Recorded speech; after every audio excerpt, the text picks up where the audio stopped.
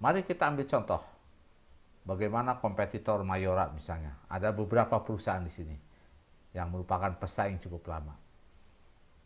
Dalam slide terlihat beberapa nama dari perusahaan tersebut. Yang kedua, kita lihat apa kompetitor Ultrajaya. Ya, kita lihat di dalam slide beberapa nama dari perusahaan yang menjadi pesaing dari Ultrajaya tersebut. Langkah berikutnya adalah melakukan analisis pelanggan atau customer analysis. Saya beri contoh perusahaan Mayora. Dia menyebutkan bahwa pelanggan mereka adalah kalangan menengah ke atas, juga kalangan menengah ke bawah.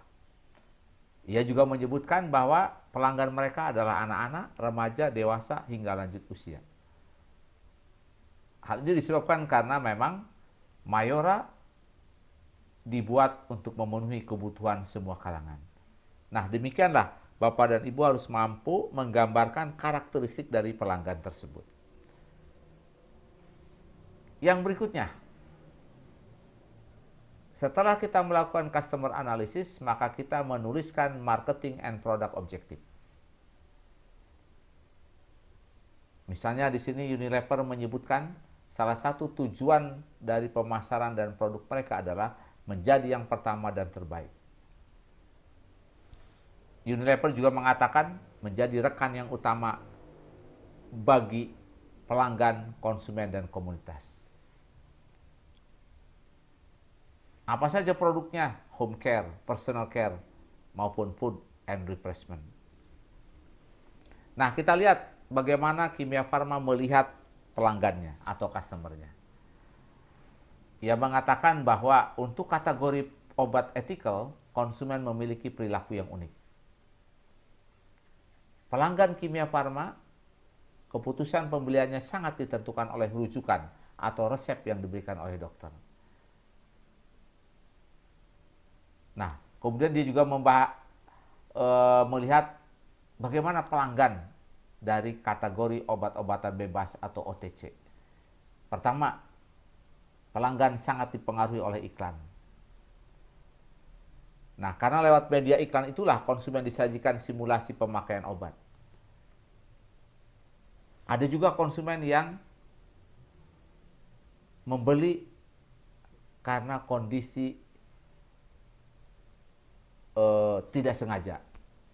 Yang kedua, ada juga konsumen ini yang membeli ulang.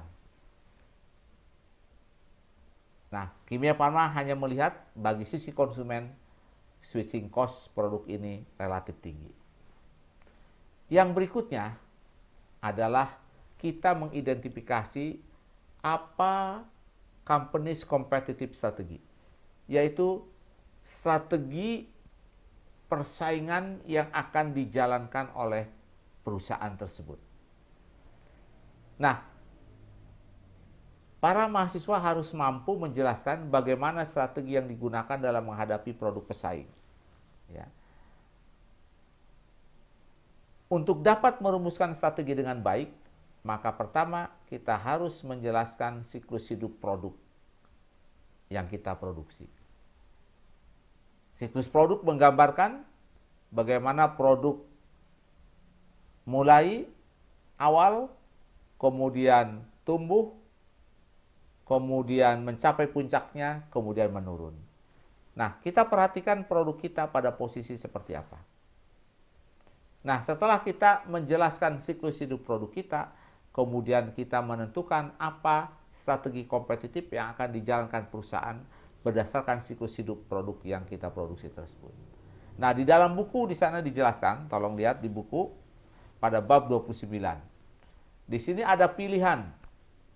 Ya. Apakah strategi itu dijalankan berdasarkan apakah perusahaan kita menjadi market leader saat ini? Apakah perusahaan kita menjadi market challenger? Apakah perusahaan kita menjadi follower? Atau perusahaan kita market niche strategis. Nah, pilihan strategi berdasarkan posisi kita di pasar. Misalnya kita berikan contoh di sini. Apa kompetitif strategi dari Mayora.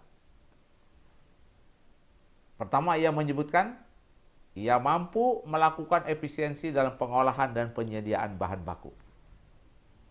Yang kedua, Mayora mampu mempunyai pengemasan yang dalam jumlah ribuan dalam sejam. Jadi memiliki efisiensi yang sangat bagus. Sarung Popan misalnya, salah satu kompetitif strategisnya adalah melakukan sertifikasi halal pada produk daging ayam olahan. Yang kedua, pembangunan fasilitas pembibitan DOC di Jawa, Sumatera, maupun Kalimantan.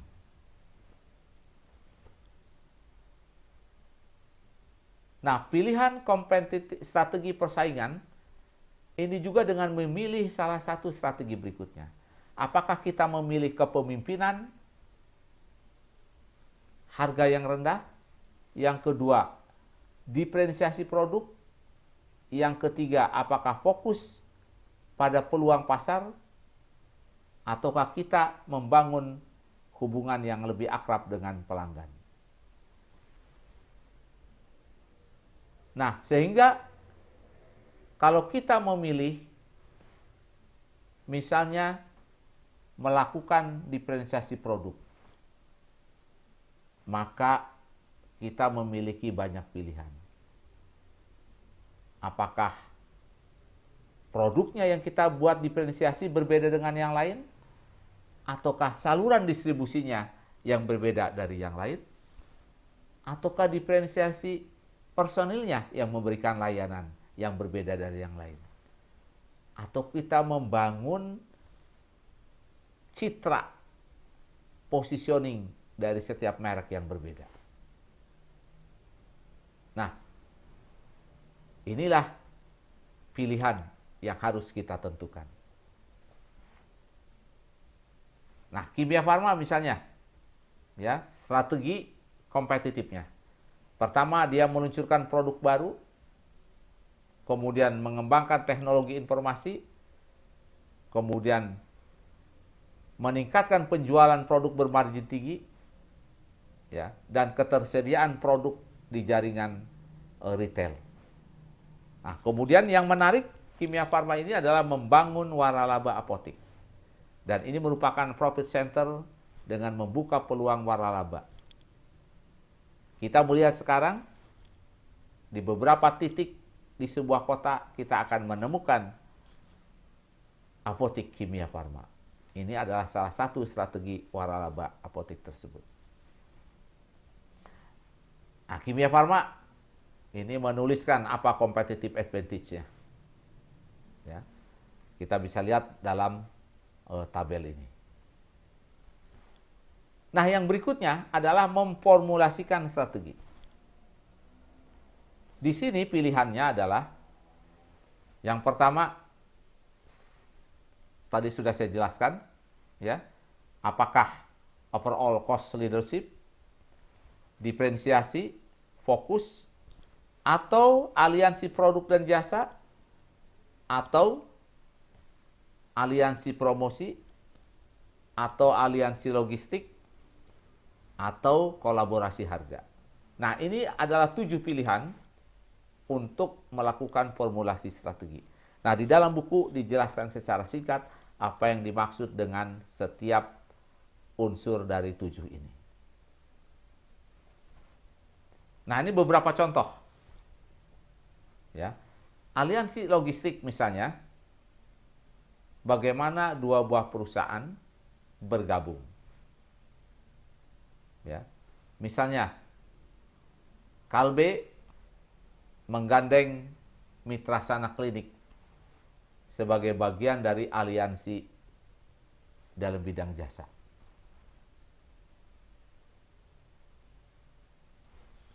Perusahaan-perusahaan online menggandeng JNE misalnya dalam mendistribusikan produknya. Contoh yang lainnya, misalnya kita lihat aliansi Starbucks, ya, dengan beberapa perusahaan di sini. Misalnya dengan PepsiCo dan beberapa dengan United Airlines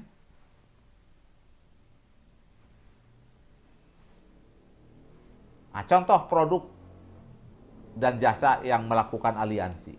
Kalau kita datang ke McD, maka kita akan disajikan Coca-Cola dan juga Milo.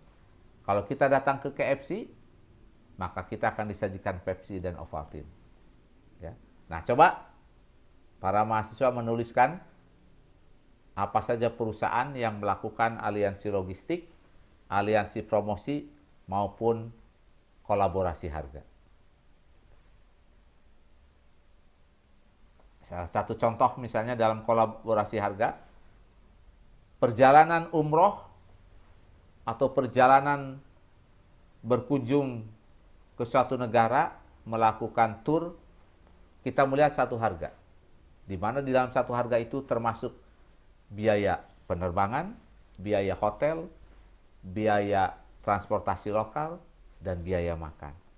Nah, itu adalah salah satu contoh bagaimana perusahaan berkolaborasi, perusahaan travel bureau berkolaborasi dengan penerbangan, berkolaborasi dengan hotel, berkolaborasi dengan restoran, dan berkolaborasi dengan perusahaan bus. Yang berikutnya adalah menuliskan apa fokus produk dan market. Di sini harus dijelaskan apa yang ingin dicapai dengan program pemasaran. Ini yang kita sebut dengan marketing and product objective. Yang kedua, jelaskan segmentasi. Siapa yang akan menjadi konsumen kita? Apa karakteristik dari yang akan menjadi pelanggan kita? Nah, yang berikutnya, target market. Banyak sekali yang berpotensi menjadi pelanggan kita, tetapi mungkin semuanya tidak bisa dilayani. Maka kita harus memilih. Inilah yang kita sebut dengan target market. Misalnya, produk kita bisa dijual ke pedesaan maupun ke perkotaan. Pelanggan yang tinggal di desa maupun pelanggan yang tinggal di kota. Namun kita memilih hanya pelanggan yang tinggal di kota yang menjadi sasaran kita. Dengan berbagai alasan, misalnya keterbatasan transportasi dan keterbatasan tenaga kerja. Nah, yang berikutnya, apa yang menjadi pembeda produk kita dengan produk yang lain?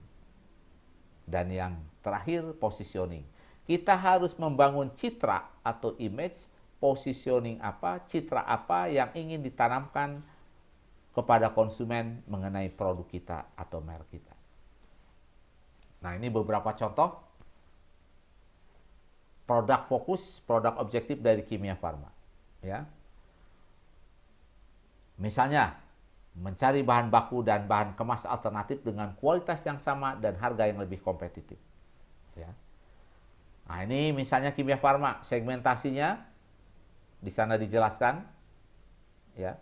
Kemudian target marketnya, masyarakat menengah ke bawah, mungkin juga, dan juga institusi pemerintahan, jaringan apotik, dan lain-lain. Kemudian dijelaskan juga, ya, apa perbedaan atau point of difference. Salah satu perbedaannya adalah gerai retail yang dimiliki sendiri oleh Kimia Farma. Positioningnya apa? Mereka menyebutkan memposisikan sebagai BUMN yang memproduksi obat generik atau yang disebut juga dengan one stop solution untuk kesehatan. Nah, ini apa point of difference dari Mayora? Ia menyebutkan kualitas yang sangat tinggi. Positioningnya apa? Dia sebagai market leader. Ya. Apa Unilever? Di sini disebutkan positioningnya, citra produk yang terdepan dalam kualitas. Kemudian apa point of difference-nya? Membuat produk khusus atau spesifik. Di sini juga dijelaskan apa segmentasi dari Unilever. Kemudian siapa juga yang menjadi target marketnya. Nah, yang terakhir, para mahasiswa merumuskan yang kita sebut dengan marketing programs. Di sini kita tuliskan apa strategi produknya, apa strategi harganya, apa strategi distribusinya, dan apa strategi promosinya.